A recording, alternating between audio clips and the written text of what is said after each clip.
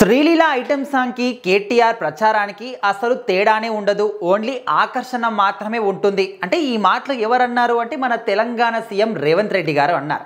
అయితే ఇప్పుడు Jubilee hills లో ఉప ఎన్నికలు అనేవి చాలా హాట్ టాపిక్ గా మారిపోయింది. రోజు రోజుకి మన తెలంగాణ పాలిటిక్స్ కూడా చాలా వాడివేడిగా తయారవుతూ ఉన్నాయి.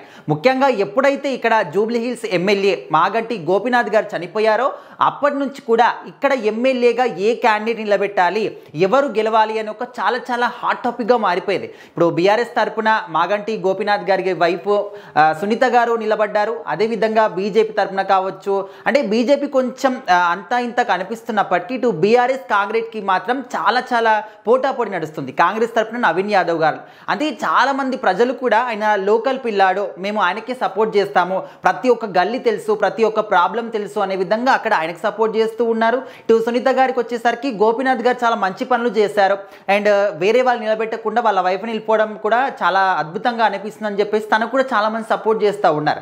ఏదేమైనప్పటికీ వీళ్ళు క్యాండిడేట్ల విషయం పక్కన పెడితే సీఎం రేవంత్ రెడ్డి గారు మాట్లాడుతున్నటువంటి మాటలు ఇప్పుడు మన రాష్ట్ర వ్యాప్తంగా కూడా చర్చనీయాంశంగా మారుతున్నాయి. సో ఇక్కడ ప్రచారంలో పాల్గొన్నప్పుడు కావచ్చు, లేకపోతే నార్మల్గా మాట్లాడుతున్నప్పుడు కూడా ఎప్పుడు కూడా బీఆర్ఎస్ పార్టీని కార్నర్ చేస్తూ, ముఖ్యంగా మన కేటీఆర్ గారిని కార్నర్ చేస్తూ మాట్లాడడం జరుగుతుంది. సో ఇప్పుడు కూడా ఇటు శ్రీలీలను కూడా ఈ టాపిక్ లోకి లాగడం జరిగింది.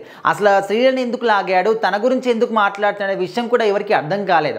అంటే జస్ట్ ఎగ్జాంపుల్గా వాడుకున్నాడని చెప్పేసి కొంతమంది, లేదు ఏదో దీని వెనకాల ఇంకేదో నడుస్తుంది అని చెప్పేసి ఇంకొంతమంది.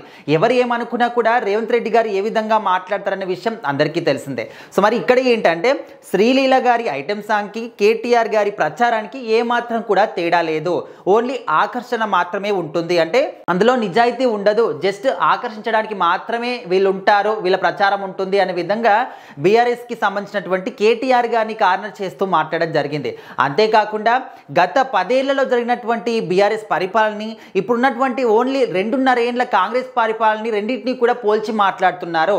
అసలు పొంతనేమైనా కుదురుతుందా? 10 ఏళ్ళు ఎక్కడ, 2.5 ఏళ్ళు ఎక్కడ? 10 ఏళ్లలో మీరు చేసినటువంటి అభివృద్ధి ఎక్కడ కనిపిస్తుంది? ఇక్కడ 2.5 ఏళ్లలో మేము చేసినటువంటి అభివృద్ధి ఖచ్చితంగా కనిపిస్తుంది. మళ్ళీ కేసీఆర్ గారు వచ్చినా కూడా చెరిపేస్తే చెరిపోయేటటువంటి పరిపాలన మా కాంగ్రెస్ పరిపాలన కాదు అనే విధంగా మాట్లాడుతూ, దాంతోపాటు ఇప్పుడున్నటువంటి సెక్రటేరియట్ కావచ్చు, లేకపోతే ప్రగతి భవన్ కావచ్చు, వీటి వల్ల జనాలకి ఒక్క ఉద్యోగం అన్నా వచ్చిందా, ఏదైనా వాటి వల్ల యూజ్ ఉందా అనే విధంగా కూడా బీఆర్ఎస్ ప్రభుత్వాన్ని ప్రశ్నించడం జరిగింది. సో మరి ఇప్పుడు రేవంత్ రెడ్డి గారు మాట్లాడుతున్నటువంటి మాటలు అనేవి చాలా హాట్ టాపిక్ మారుతూ ఉన్నాయి. అంటే సినిమా రంగాన్ని, శ్రీలీలను కూడా ఇందులోకి లాగడం ఎందుకు? మీరు ఏదో రాజకీయ పరంగా మాట్లాడుకుంటున్నారు, మాట్లాడుకోవచ్చు కదా, తన గురించి ఎందుకు మధ్యలో అని చెప్పేసి కూడా ఇంకొంతమంది అంటున్నారు. సో ఏదేమైనప్పటికీ కూడా రేవంత్ రెడ్డి గారు ఏ మాట మాట్లాడినా కూడా చాలా మటుకు వైరల్ అవుతూ వస్తున్నాయి. మరి దీనికి ఎవరు ఏ రకంగా రియాక్ట్ అవుతారో చూడాలి అని చెప్పేసి కూడా వెయిట్ చేస్తూ ఉన్నారు.